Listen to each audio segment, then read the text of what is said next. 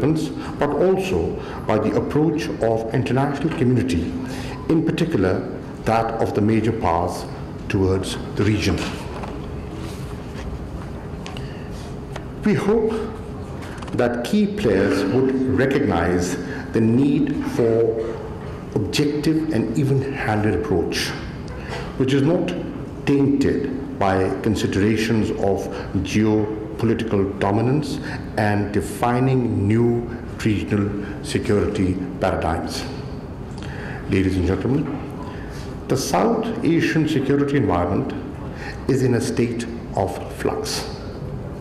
India's massive acquisition of conventional arms, coupled with offensive doctrine such as Cold Start, expansion of strategic assets including nuclear submarines, introduction of anti-ballistic missile systems, etc., are developments with serious security implications for Pakistan.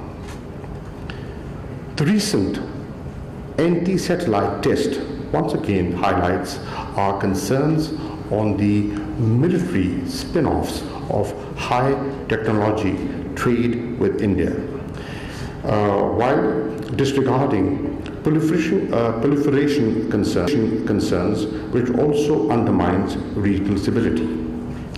Similarly, the country-specific exemption by the Nuclear Supplies Group has had negative implications for strategic stability in our region.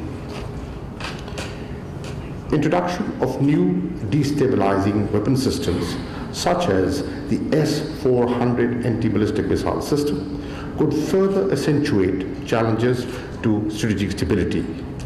They can encourage misadventure by an adversary under a false sense of security against a counterattack. The recent belligerence displayed against Pakistan and the assumption that Pakistan could be subject to punitive strikes at will is a clear manifestation of threats to stability in the region. As a peace-loving country, Pakistan is committed to peaceful and normal relations in its neighborhood. However, we would also like to make it absolutely clear that we are equally determined to frustrate any attempt to create the so-called new normal. We expect outside players to be mindful of their responsibility in terms of arms supplies to the region in pursuit of their geopolitical strategies. Designation of states as net security providers, bestowing upon them a sense of entitlement to pursue capabilities beyond genuine national security requirements, is a dangerous proposition.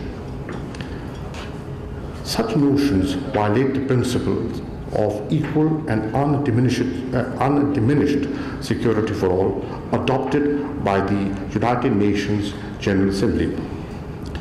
Ladies and gentlemen, Pakistan is a peace-loving country. Our conduct as a nuclear weapon state will continue to be defined by restraint and responsibility. As we seek to ensure our national security, credible minimum deterrence remains our guiding principle. We are opposed to a nuclear or conventional arms race in the region. Pakistan has demonstrated its commitment to peace and stability for putting forward the proposal for a strategic restraint regime, which is premised on three interlocking elements: conflict resolution, nuclear and missile restraint, and conventional balance. This proposal remains on the table. If pursued with sincerity, this proposal can lay the foundation of lasting peace and stability in the region. Conflict resolution is the key to any successful strategic stability arrangement in South Asia. The abiding threat to the long-term peace and stability of this region emanates from the Kashmir dispute that has remained unresolved for more than half a century. It lies at the heart of every crisis between Pakistan and India, including events in February. This uncertainty underscores the urgency of finding a peaceful resolution to the Kashmir conflict. India's continued denial of right to self-determination of the Kashmiris, which has been promised to them through the United Nations Security Council resolutions, and the blatant human rights violations in the valley have led to frustration among the Kashmiri youth. As a result, the freedom struggle in the valley has gained tremendous momentum, and the plight of the Kashmiris has caught the world attention. What we are witnessing today in Kashmir is the backlash being faced by India due to its atrocities inflicted on Kashmiris. We believe that the only way for Pakistan and India to move forward is through a dialogue. We need a willing and constructive partner to tackle daunting challenges that beset our region, including disease, poverty, illiteracy, climate change, and environmental degradation. A peaceful neighborhood is the sine qua non to build prosperous societies. Ladies and gentlemen, in November 2018, with the inauguration of the Kartarpur Corridor, a long-standing demand of the Sikh community, the current Pakistani government showed that it is prepared to take concrete steps to ease tensions and our commitment to work towards friendly relations with India. Pakistan has shown a bigger heart. Even the attack on the Chinese consulate didn't stop this initiative.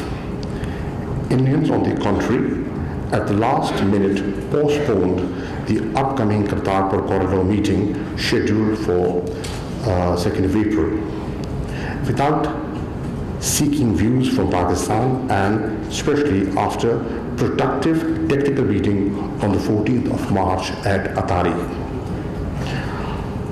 Our neighbors need to understand that the only way forward is dialogue and not its suspension.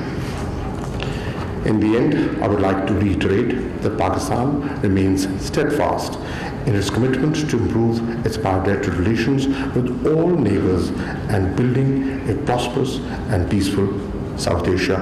I thank you.